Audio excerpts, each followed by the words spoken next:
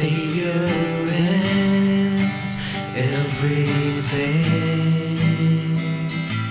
I found my way to you.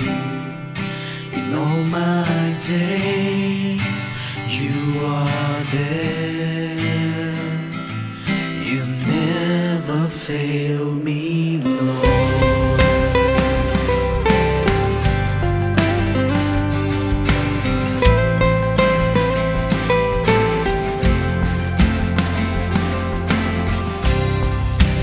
Brought me in to your arms and carried me away. You held me close, now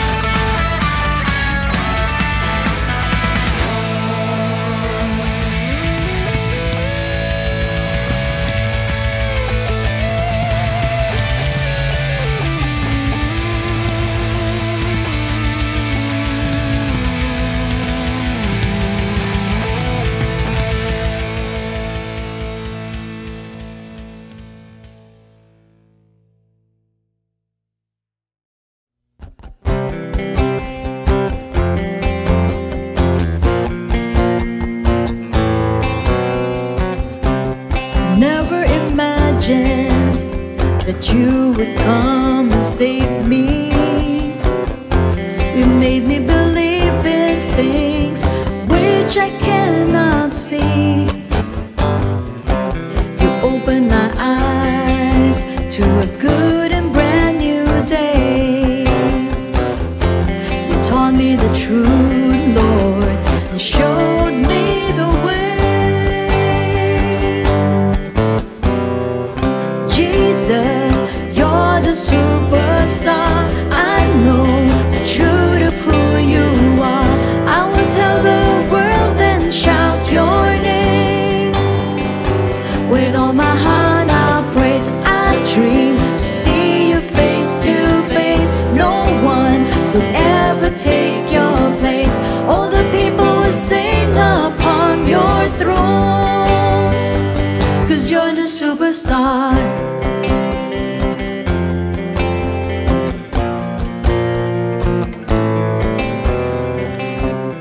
Never imagined that you would come and save me.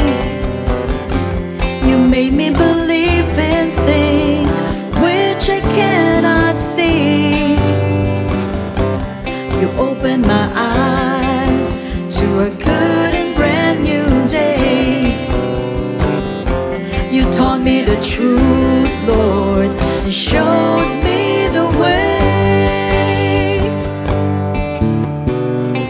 Jesus, you're the superstar. I know the truth of who you are. I will tell the world and shout your name.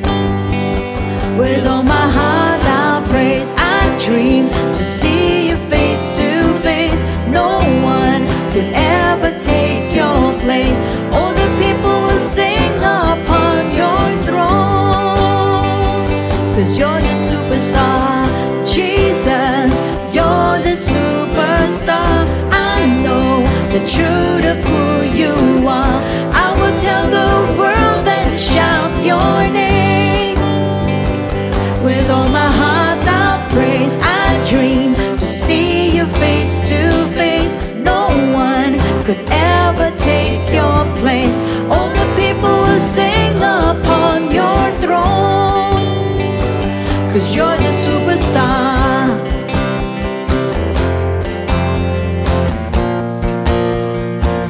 'Cause you're the superstar.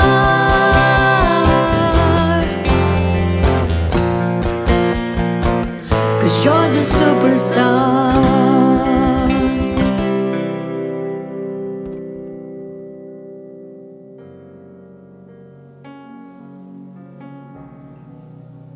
Panginoon, minsan pa kami po'y nagpapasalamat sa iyo sa dakilang araw na ito na binigay niyo po sa amin.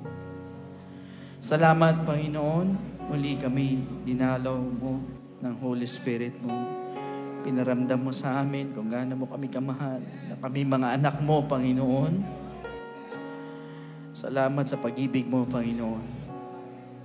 Salamat, Panginoon, O God, at binigyan mo kami ng chance minsan pa makapakinig na salita mo. Patuloy, O Diyos, kami dumudulog sa iyo, linisin mo, Panginoon, patuloy ang aming mga puso, aming mga isip. Ihanda mo, Panginoon, sa pakikinig ng mga salita mo.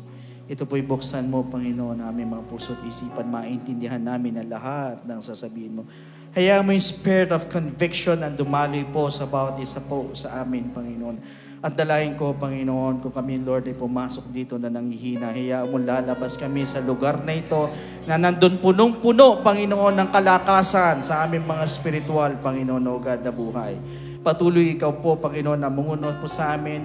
Hayaan mo, Panginoon, ikaw lamang po ang maitaas, Panginoon, sa oras na ito. At hayaan mo, Panginoon, yung lamang kalooban mo ang aking masabi. Dahil kung aking sarili, Panginoon, wala akong magagawa. Sa iyo po kami umaasa, Panginoon. Ikaw po ang kumausap po sa bawat isa po sa amin sa umagang ito, Panginoon. Maraming salamat. Sa iyo po lahat na kapurihan at kadakilaan. In Jesus' name, amen and amen. Praise the Lord. Salamat sa Panginoon for this opportunity once again na binigay po sa atin ng Lord. At yun po sa ating mong beloved Bishop Luwin, Pastor Norman, na pinahintulutan po tayo para makapag-share po ng salita ng ating Panginoon.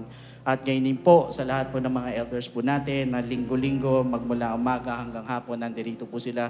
Nakasuporta po sa ating pong gawain, sa lahat ng mga deacons po natin, diaconates natin, or mga leaders na nandirito. Of course, sa lahat po ng mga members na bumubuo po ng To God Be the Glory. Masarap naman po na pag tumatayo dito ay may nakikinig po sa atin. Amen po. So, mga kapatid, alam ko, we're all excited at napakahalaga po na pag-uusapan ng ating pumapapakinggan ngayong umaga. So I would like to request everybody na talagang ituon natin yung attention po natin sa salita ng ating Panginoon. So sa hindi pagtatagal, mga kapatid, if you have your Bibles, you can turn your pages in the book of Proverbs, chapter 18, verse 21. Death and life are in the power of the tongue, and those who love it will eat its fruit. Basbasan ng Diyos ang talatang binasa po natin. Makakaupo na po tayo. Okay, brothers and sisters, I just want you to know na kapag sinabi po natin Christian life, it is always a battle between good and evil. Normal naman po yan sa atin. Between success, sa failure, between possibilities, tsaka impossibilities. And most of all, it is between faith at saka sa doubt. Madalas naman, ganyan ang pag sinabi nating buhay ng Kristiyano. So, ibig sabihin, pirmi naglalaban po yung lahat ng mga yan. At isa lang po ang pantatapat natin. And that is faith. Sabi mo sa katabi mo, faith. Kaya po, sabi po sa Hebrews 11:6, but without faith, it is impossible to please Him. So, ibig sabihin, once na hindi mo na-please ang ating Panginoon, nalugod ang ating Panginoon, ang Lord po ay para palang hindi buhay at hindi kumikilos. At aanuhin po natin ang isang Diyos na hindi po kumikilos. So, brothers and sisters, ang kailangan po natin, yung Diyos na kumikilos, na nakakarinig, at yung pong umuunat po ang kamay. Kaya nga po, kailangan po ma-please po natin siya. Para makita po natin na talagang andun ang Diyos sa ating buhay. So otherwise, pag hindi po natin na-please ang ating Panginoon, hindi kikilos sa Diyos. Kaya kahit anong bigat ng problema po natin, wala po mangyayari. Kaya nga sinabi ng Bible that it is impossible to please God without faith.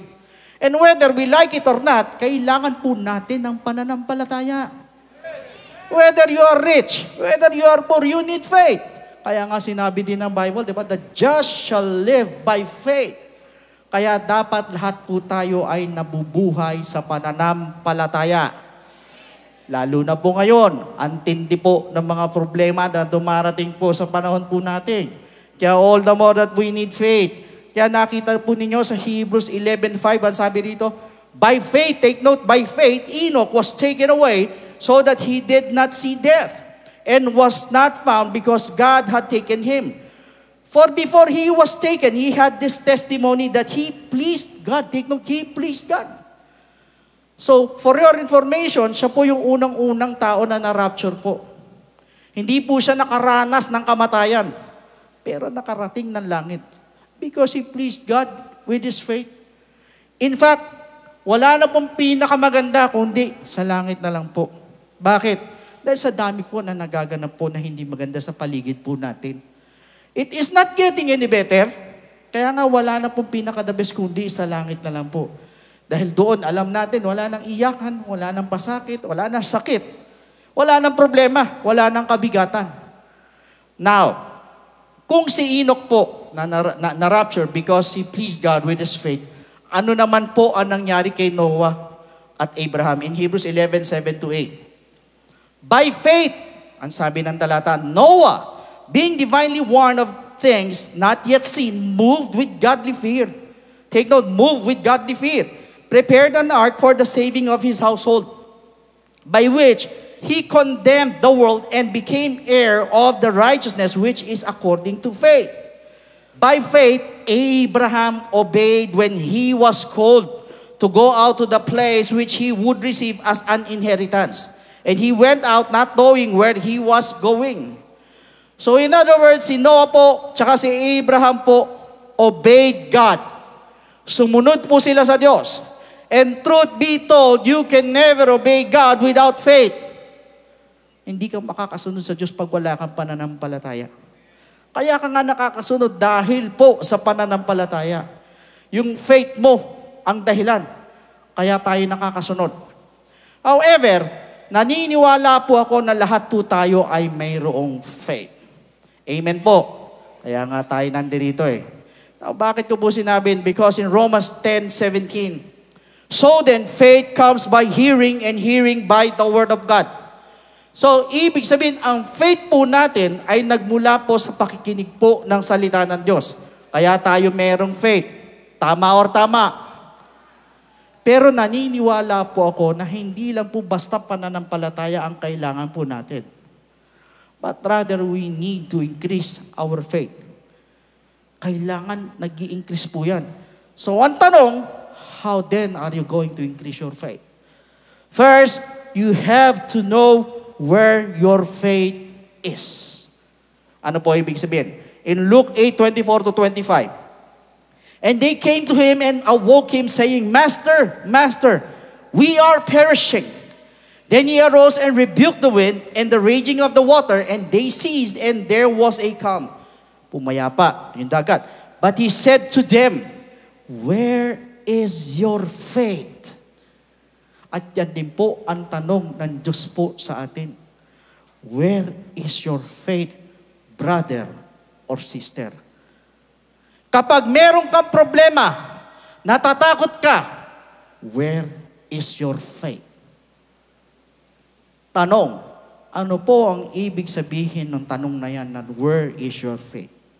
First, meaning, where does your faith depend? Kapag meron kang sakit, saan ka nakadepende? Ang faith mo, saan nakadepende? Sa gamot ba o sa Diyos? Kayo lang po makakasagot niyan. Kapag wala kang pera, saan nakadepende ang pananampalataya mo? Sa Diyos ba o sa mauutangan mo? Second, what is the measurement of your faith? Ano ba ang level ng pananampalataya mo? Do you have a little faith, an ordinary faith, or a great faith? Brothers and sisters, kapag sinabi po natin great faith, yan po ang kailangan po natin ngayon. Why? Sapagkat great po ang mga problema na naiengkwentro po natin. Mas madalas po kesa sa hindi. Kung tutusin, wala na pong ordinaryo na mga hardships ngayon. But rather, mas madalas puro matitindi na po ang problema. And all the more na lumalapit po ang pagbabalik ng ating Panginoon, pabigat na pabigat po ang problema. Kaya kung great po ang problema, dapat great faith din po ang meron po tayo para maitapat po natin sa mga problema. Amen. Now, kaya lang ang tanong, papaano ngayon tayo magkakaroon ng great faith? First, that is through leveling up your faith. In what way? Luke 17:5-6.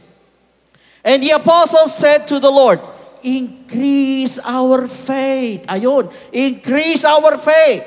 So the Lord said, if you have faith as a mustard seed, remember, ang mustard seed, isa po yan sa pinakamaliit po na buto sa lugar po nila. You can say to this mulberry tree, be pulled up by the roots and be planted in the sea, and it would obey you. So in other words, magsisimula po sa maliit. Kaya lang, how come? Ang dami pong nakikinig ng salita ng Diyos, pero until now, hindi tumataas ang pananampalataya ng iba. Hindi ko naman po nilalahat. So, alam naman natin, kaya tayo meron faith, it is because of hearing the Word of God. Pero naniniwala po ba kayo na hindi lang po basta hearing the Word of God lang yun? Bakit ko po sinabi? For information, maraming klase po or maraming klase ng pakikinig po ng salita ng Diyos. Ano-ano po yan? In Matthew 13 verses 3-8. Then he spoke many things to them in parables, saying, behold, a sower went out to sow. And as he sowed, some seed fell by the wayside. Ulitin ko, some seed fell by the wayside. And the birds came and devoured them. Verse 5, some fell on stony places, where they did not have much earth, and they immediately sprang up because they had no depth of the earth. But when the sun was up, they were scorched, and because they had no root, they withered away. And some fell among thorns, and the thorns sprang up and choked them. But others fell on good ground, and yielded a crop, some 100-fold, some 60, some 30. So unang-una, some fell by the wayside. Kaya pagdating po ng mga ibon, kinain ng mga ito. Ito po yung unang listener. Second, some fell on stony places. Dahil hindi po malalim po yung pagkakatanim, ito po yung nalanta kagad. Thirdly, some fell among thorns. So nung lumago po yung mga thorns, na-choke naman po sila. At ang pangapat, others fell on good ground. At ito po ay lumago. Kung mapapansin po ninyo sa panahon po natin, ang iba, hindi ko naman po nila lahat, no? Mapapansin nyo, di ba, hikab ng hikab. Pag humikab nga yung isa, mamaya yung katabi mo, hihikab rin. Di ba? Pagka humikab ka, subukan mo humikab, mamaya yung katabi mo, humihikab rin. So, hindi ko alam what is the science about it. Ang iba, antok-antok. Kulang na lang nga, maglatag ka ng kama dyan eh. Wala akong utak sa preaching. Ang iba naman, tingin ng tingin sa relo. May lakad pa ako. Dami naman sinasabi ni Pastor. Tagal naman. May pupuntahan pa ako. Manonood pa ako ng sine. Malilate. May date pa ako mamaya. Ang iba naman, kung kailan Word of God, di ba? Naku, parang masama yung tiyan ko.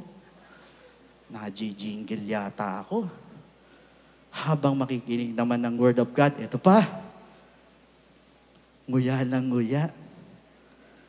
O, di ba, ginawang sinihan ang bahay-sambahan, no? Parang kambing, di ba? So, while ang iba naman are listening carefully.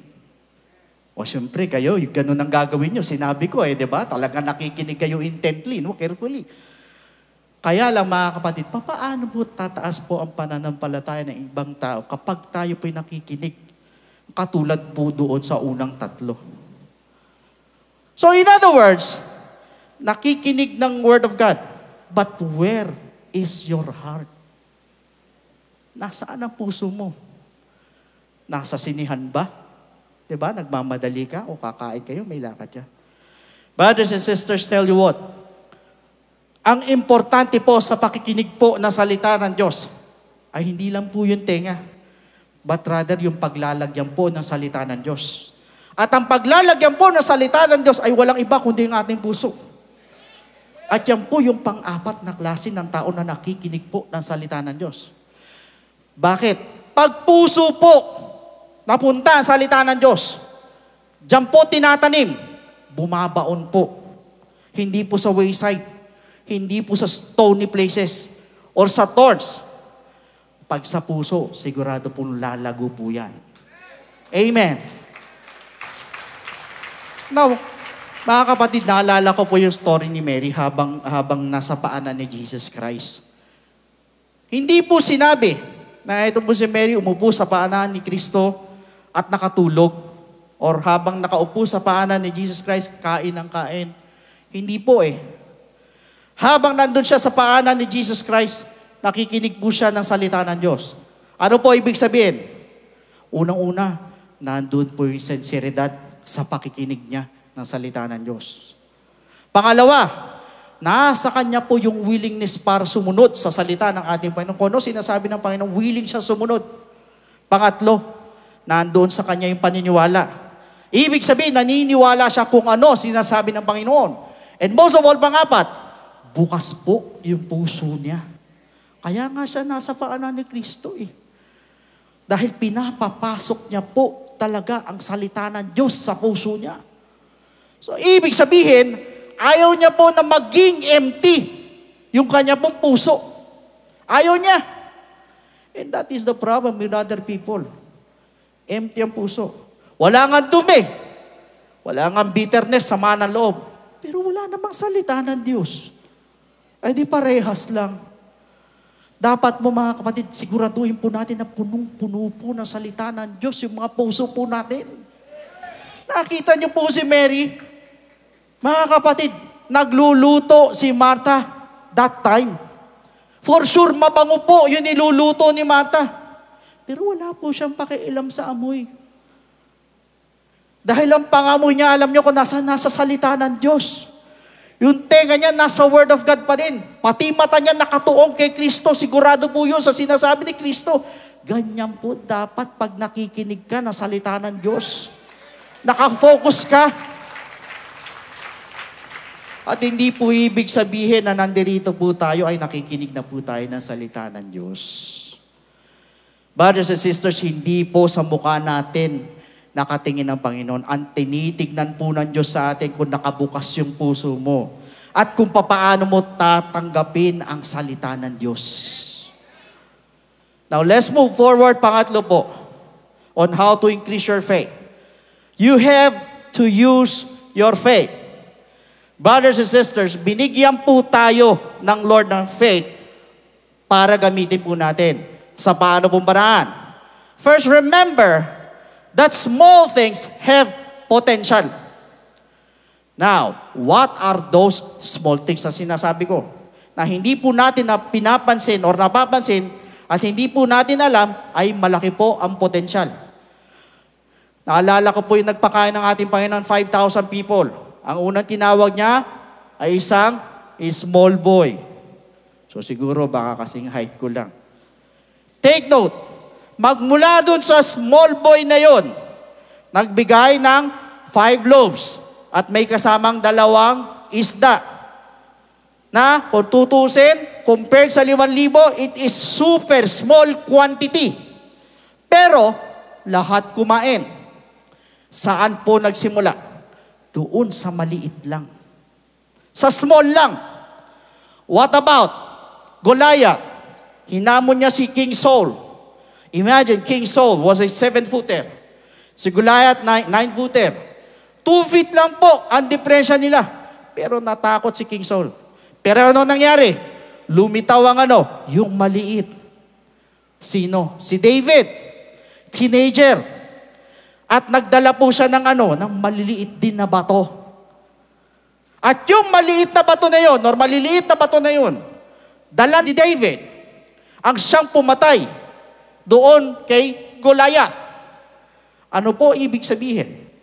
Yung mga small things na yon ay wag po nating babaliwalain. Why? Second, because small things are dangerous.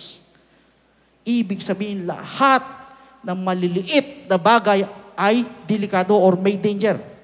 At kaya po pumasok ang kasalanan po sa mundo dahil sa small things. It all started sa isang maliit, take note, maliit na pagsuway na ginawa po ni Adam at ni Eva. At ang naging resulta po, nagkaroon po ng kamatayan ng tao, pumasok ang gutom, pumasok ang sakit, pumasok ang kung ano-anong problema, pati kasalanan. Ano po pinagmulan? Dahil lang sa isang maliit na disobedience na ang laki po ang naging epekto sa sangkatauhan na umabot po sa panahon po natin. Ano po ibig sabihin? Diyan po natin makikita na yung maliit na bagay na yun ay naging destructive sa mga tao. Now, mentioning about destructive or destruction, do you believe na meron pong isang literal na destroyer ang pananampalataya po natin? At ito pong destroyer na ito ay maliit lang. Imagine, ang liit na nga ng pananampalataya ng iba. Or hindi na nga lumalago ang pananampalataya ng iba. Meron pang maliit na destroyer. And what is that? James 3:5-6. Even so the tongue is a little member and boasts great things. See how great a forest a little fire kindles. And the tongue is a fire, a world of iniquity. The tongue is so set among our members that it defiles the whole body and sets on fire the course of nature, and it is set on fire by hell. Ganyan po katindi ang dila po natin. Yan po ang dahilan kung bakit madami po sa atin ang hindi pinagpapala. Ang iba hindi gumagaling until now. At ang iba, kaya marami ang malulungkot hanggang ngayon. And it happened to the Israelites in the book of Numbers 13. Just imagine, brothers and sisters, nilabas po sila ng Lord sa Egypt. Pangako sa kanila ng ating Panginoon, ibibigay sa kanila yung land of Canaan. Pero bago nila makuha yung pinexpayan muna ng ating Panginoon. Pero nung bumalik po, yung 10 espiya, sa Numbers 13 verses 31 to 32, ano sabi ng mga tao ng mga spies? We are not able to go up against the people for they were stronger than we. Mas malalakas sila sa atin. And they gave the children of Israel a bad report. They took a bad report of the land which they had spied on. The question is, saan po nanggaling yung bad report? Of course, sa mga espiya. Pero anong parte ng katawan ang ginamit po nila to give that bad report? Sa dila po mismo nila. Sobrang laki daw ng mga kalaban. Kaya ano po naging resulta? Nung report nila, doon sa dila na yun. Numbers 14:1. So all the congregation lifted up their voices and cried. And the people wept that night. Just imagine, instead na lumaban po sila, nag-iyakan yung mga tao. Ang tanong, bakit? Yung dila po nung 10 espiya. Instead na palakasin po yung loob po nila, ang resulta, pinahina po yung loob nila. At hindi lang po sila nag-iyakan. In Numbers 14:2, ang sabi dito, and all the children of Israel complained against Moses, and Aaron nagreklamo. And the whole congregation said to them, if only we had died in the land of Egypt, or if only we had died in this wilderness. Imagine, nilabas po sila ng Egypt para lumaya, pero gustong bumalik sa Egypt. Dahil sa takot. Why? Dahil po sa dila ng 10. Ano ibig sabihin? Ingat po tayo sa dila na yan. Ingat! Why? Because in Proverbs 18:21, death and life are in the power of the tongue. At ang sabi sa Matthew 12:37, for by your words you will be justified, and by your words you will be condemned. Saan ba lumalabas ang salita? Di ba sa dila? Ibig sabihin sa salita po natin mismo, dun tayo hahatulan, dun tayo huhusgahan. Dahil kung ano ang sinasabi mo, yun ang mangyayari sa'yo. In other words, the tongue is small but terrible. And that is our title for today. How many people hanggang ngayon hindi pa gumagaling? Sinasabi nila, naku, baka hanggang dito na lang ang buhay ko. Di bale, sa langit naman ang tuloy ko. Sa langit nga ang tuloy mo. Patay ka naman. Always remember, hindi ko po sinasabi na wag po tayo matakot mamatay. Wala nga problema kasi langit naman ang tuloy eh. Pero ang tanong, which would you prefer? Patay ka o buhay ka? Buhay. Sabi ni Elder Job, buhay. Bakit? Mas maganda yung buhay ka para mapakinabangan ka pa ng Diyos, para magamit ka sa gawain niya. Kaya wag po natin ikakatwiran na mas mabuti pang patay, but rather mas mabuti ang buhay. Yung iba naman, sinabi ng doktor, magaling na, okay ka na. Pero anong ginagawa? Kinukontra ng dila. Sinasabi sa sarili, hindi pa siya magaling. Bakit? Kasi may nararamdaman pa ng konti. Could you imagine that? Ang ganda na ng sinabi ng doktor. Positive na yung sinabi ng doktor sa kanya. Okay na yung sinabi ng doktor sa kanya. Ayaw pang maniwala. Pagkatapos, kung kailan negative, hindi maganda yung sinasabi, tsaka yun ang pinaniniwalaan. Truth be told, kapag sinabi mong may sakit ka pa, para mo nang ring inaanyayahan yung sakit sa'yo. Huwag po kayo magagalit, may maramdaman lang ng kunti, ako cancer ito. Paano mo nalaman? Hindi ka naman doktor. Di ba? Remember, ang sabi ng Bible, death and life are in the power of your tang. Ibig sabihin, may kapangyarihan po ang dila natin. Hindi lang yan. Sa may mga pautang, naipitan ng pera, 1 taon na hindi pa nagbabayad. Wala na, lugi na to. Malulugi ka nga, sigurado po yun. Ang tanong, bakit? Dila na naman. Kaya nga yan, dila po na yan, bantayan po natin. Kung ang sasabihin mo lang ay hindi makabubuti, wag mo nang sabihin. Wag ka nang magsalita. Huwag mo lang gamitin yan, dila mo. Kung hindi lang din makakabuti at makakalakas, manahimik ka na lang. Sa mag-asawa or sa anak, bakit hindi nagbabago yung asawa o yung anak? Ano sasabihin niya ba? Wala nang pag-asa yan. Dila na naman. Brothers and sisters, we need to discipline our tongue. Kaya nga sinabi sa Colossians 4:6, let your speech always be with grace, seasoned with salt. Ibig sabihin, kailangan may alat yung sasabihin po natin. Yung lalabas po sa ating mga bibig, yung sasabihin or bibig kasi ng dila po natin. Kailangan may halaga, may meaning ang sasabihin mo.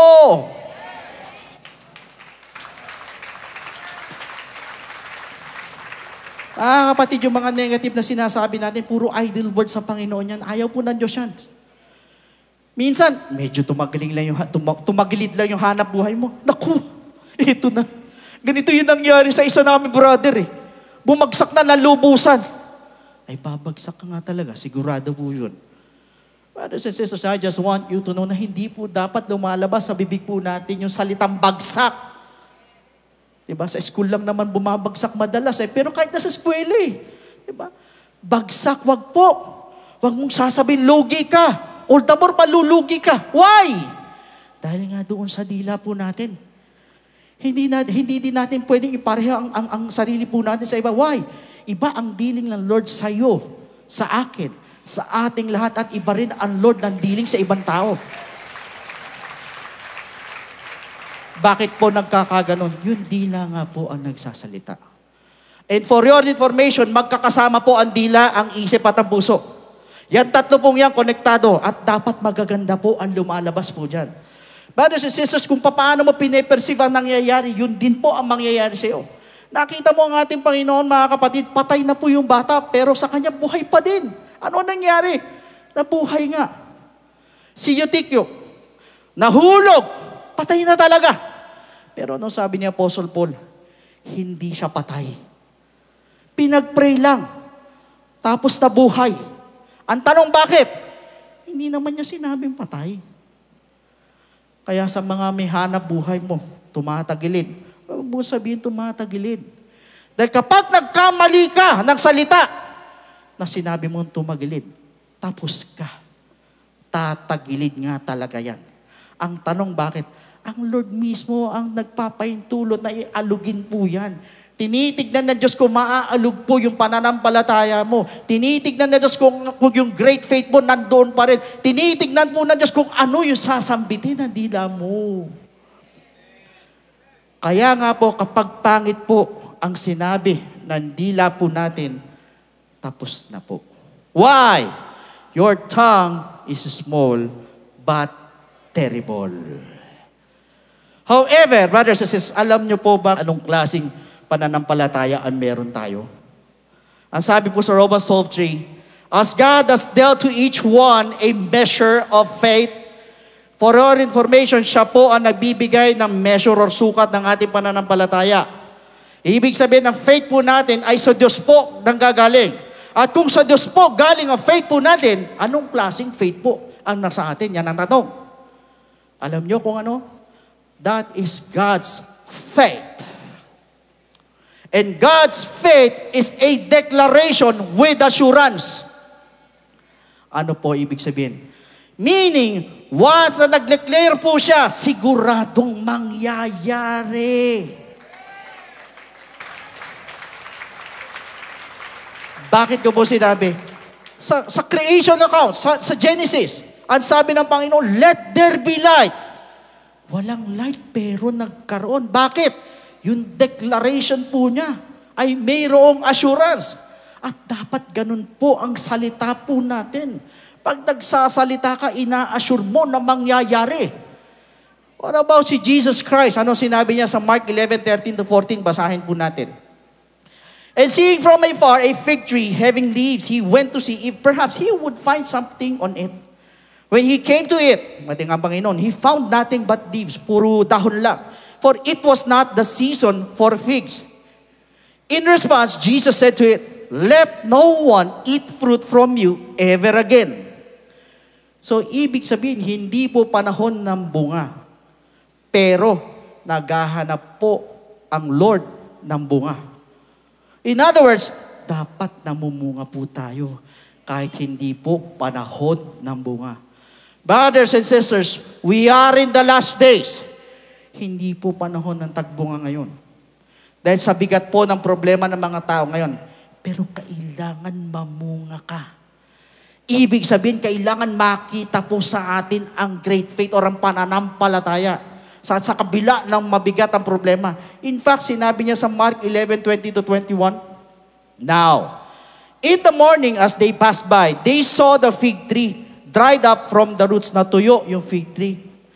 And Peter, remembering, naalala niya, sinabi ng Panginoon, said to him, "Rabbi, look, the fig tree which you cursed has withered away." Yung fig tree na sinumpa mo, nalanta. So dito po, kinabukasan, nakita nilang patay yung fig tree. Kaya nagsalita ang Panginoon. Ano ibig sabihin? Yung nag-declare siya, inassure niya na talagang mamamatay yung puno na yun. And I just want you to know na kapag nagsasalita po dapat meron pong declaration at assurance para kumilos po ang ating Panginoon. Bakit ko po sinabi? In 1 Kings 17:1.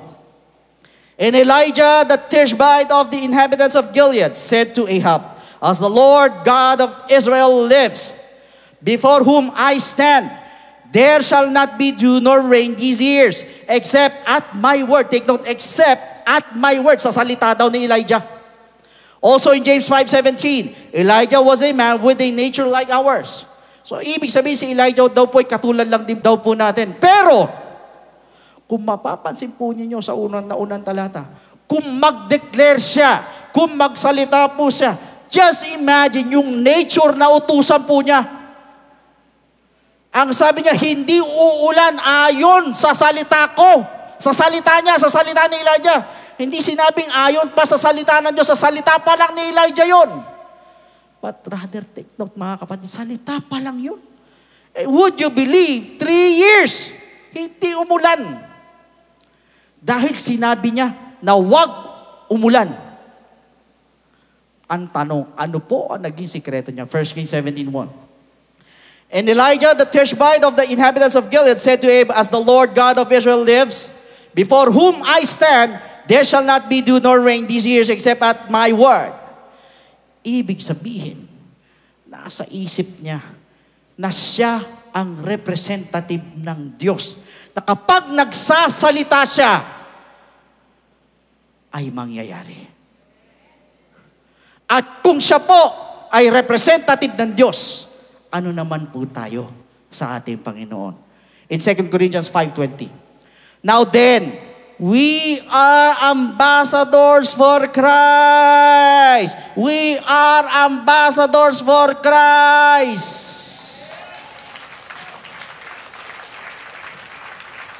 Ibig sabihin, pwede din tayo mag-declare kung ano po ang gusto po natin, i-declare natin by faith. At nandoon yung assurance na kapag nagsalita ka, mangyayari yung sinasabi mo at gagawin po ng Diyos para sa'yo. Kung kailangan po ng pera, sa mabuti mo gagamitin, sabihin mo sa Diyos, why? Sinabi na ng Lord, I will command the blessing eh. Kaya kung yung blessing ay nako-command, ibig sabihin, pwede mo palang utusan ng blessing. Kailangan lang po yung assurance na iniisip mo na ikaw ay ambassador ng Diyos. At kapag nagsasalita ka, at your word or at my word, sa ayon sa salita mo, uulitin ko mga kapatid, life and death are in the power of your tongue. May power po ang dila nating lahat. At binibigyan po tayo ng biyaya ng Diyos na pwede kang magsalita ng gusto mong sabihin at pwedeng mangyari at mangyayari nga. Bakit ko po sinabi? Si David in 1 Samuel 17:46. This day, the Lord will deliver you into my hand and I will strike you and take your head from you. Can you see the declaration of David? Imagine, 9-footer si Goliath tapos kalaban isang teenager na nagsalita. Ang tanong bakit? Yung declaration ni David may assurance. Ina-assure niya na talaga mapuputol niya yung ulo ni Goliath. Kaya nga sabi niya, I come to you in the name of the Lord of hosts.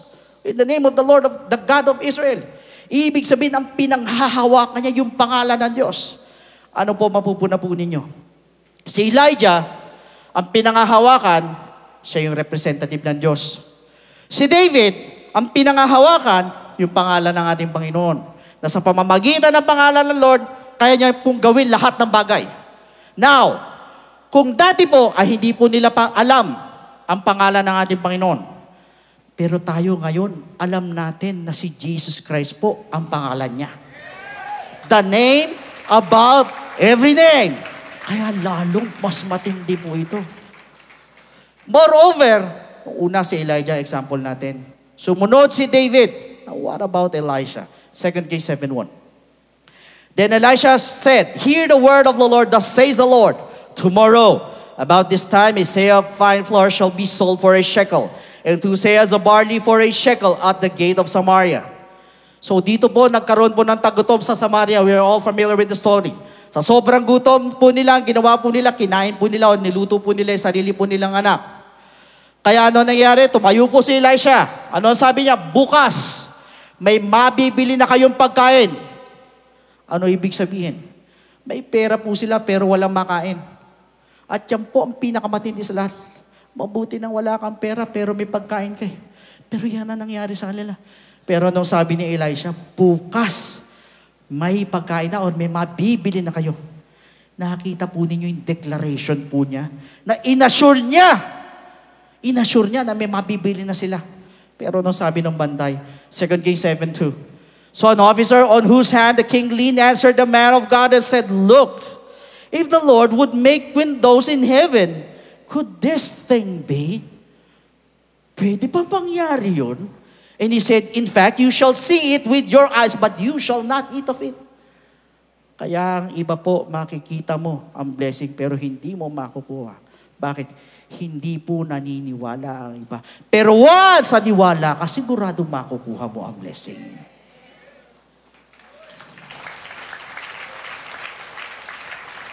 Now, meanwhile, ano po ang pinanghawakan po ni Elisha in 2 Kings 7:1? Then Elisha said, hear the word of the Lord. Meaning to say, yung salita ng Diyos, ang pinanghawakan niya, at kapag pinanghawakan mo ang salita ng Diyos, siguradong makukuha mo.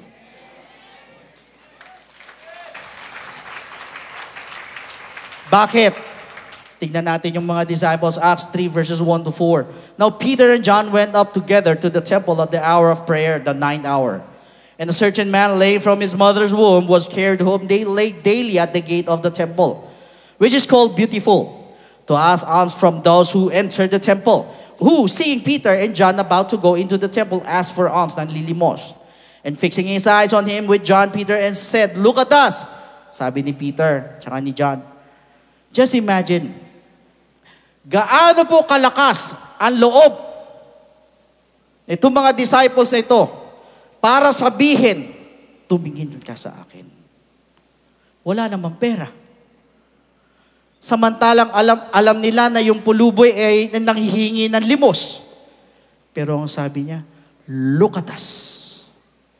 Ang tanong bakit? May makikita po sa kanila.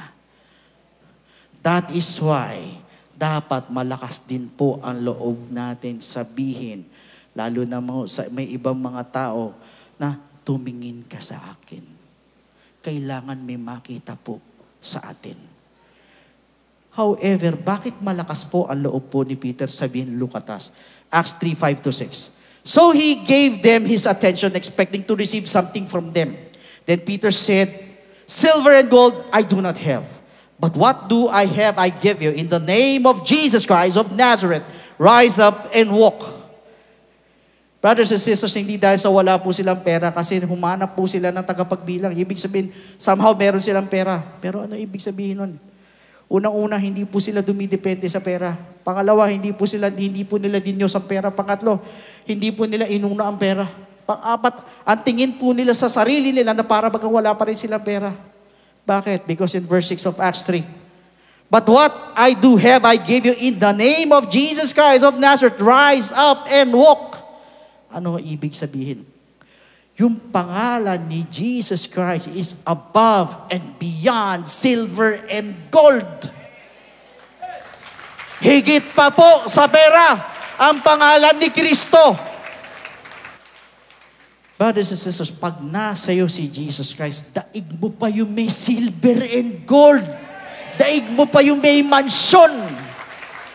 Dahil nasa iyo yung pangalan, that name above every name. Yun ang sinasandalan po nila. Yun ang pinangahawakan po nila. Kaya nga yung mga disciples, nabuhay po sila sa kapangyarihan ng pangalan ng ating Panginoon eh. Kaya kapag nag-declare po sila, in the name of Jesus Christ.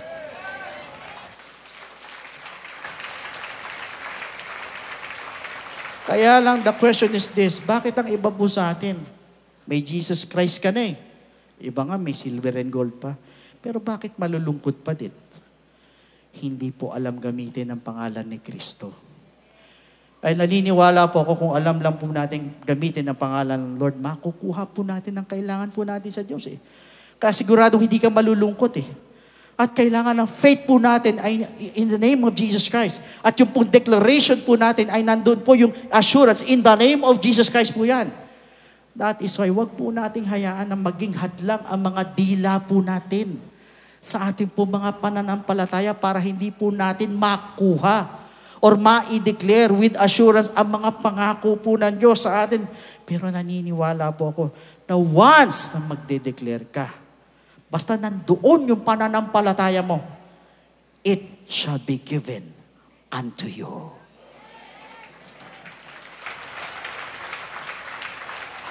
Pati po, yung may mga karamdaman po sa inyo, kung tutusin, matagal lang gustong makipaghiwalay sa iyo niyan, makipag-break eh. Kaya ayaw lumayas niyan eh, panay ang angkin po natin eh. Pwede natin palayasin yan, kaso panay ang angkin mo, kaya ayaw kang tantanan. Kaya sa araw na ito, i-declare mo. Sa araw na ito, wala ka ng sakit, magaling ka na. Kahit nararamdaman mo pa, huwag kang mabuhay sa pakiramdam. Pag sa pakiramdam ka na buhay, marami ka pa mararamdaman. Mabuhay ka sa pananampalataya na kahit ano nararamdaman mo, i-declare mo that by the stripes of Jesus Christ, I am healed. Brothers and sisters, naniniwala po ako na pumasok ka dito sa lugar na ito. You are empty-handed. Ang dami mong problema, ang dami mong iniisip. Pero naniniwala po ako, paglabas mo sa lugar na ito, hawak mo na yung hinihingi mo sa Diyos. Hawak mo na yung hinihingi mo sa Diyos. So sa pagkakataon pong ito, we are going to declare. Tatayo po tayo lahat. Sabay-sabay tayo at my count. Amen po. Sabay-sabay tayo. Nandun ang pananampalataya, i-declare natin itong mga bagay na ito. Nandun, ilagay po ninyo yung buong puso, nananampalataya tayo, i-declare po natin, nandun ang assurance po natin that in the name of Jesus Christ, lahat na i-declare natin ay mangyayari. Okay, at my count, 1, 2, 3. I declare solution to family relationship conflicts in Jesus' name. I declare healing in Jesus' name. I declare miracle in Jesus' name. I declare financial stability in Jesus' name. I declare emotional stability in Jesus' name. I declare spiritual stability in Jesus' name. I declare faith in Jesus' name. Come on, let's praise the Lord.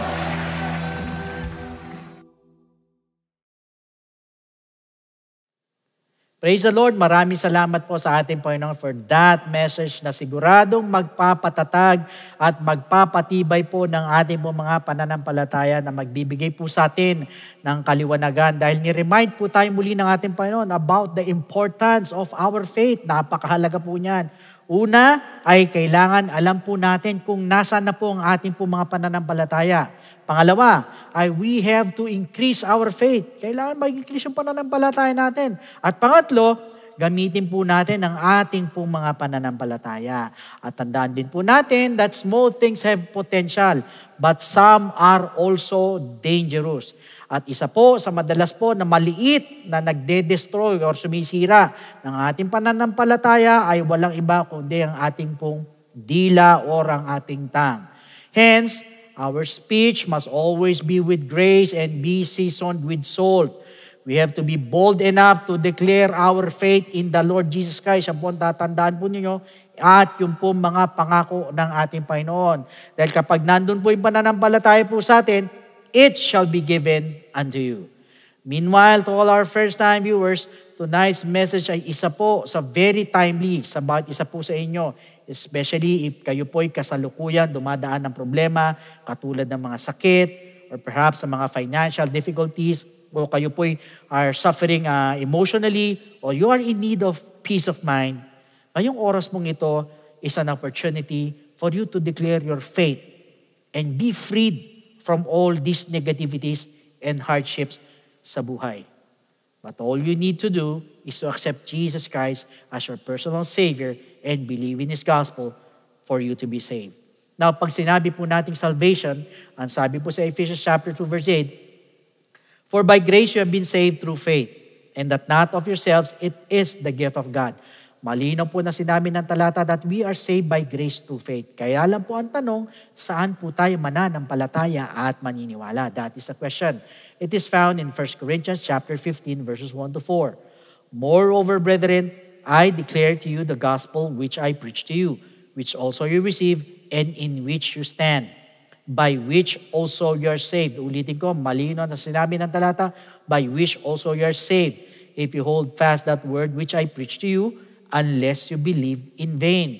For I delivered to you first of all that which I also received, that Christ died for our sins according to the Scriptures, and that He was buried, and that He rose again the third day according to the Scriptures. Sa madalit sabi, we need to believe in the gospel of Jesus Christ. Yung pong death of Christ, yung burial of Jesus Christ, at yung pong resurrection of Jesus Christ. So tatlo po yan na kailangan natin sampalatayanan at paniwalaan.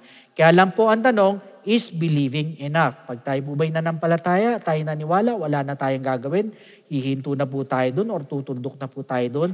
Alam niyo po, ang sabi po sa 1 Peter chapter 4 verse 17, for the time has come for judgment to begin at the house of God. And if it begins with us first, what will be the end of those who do not obey the gospel of God?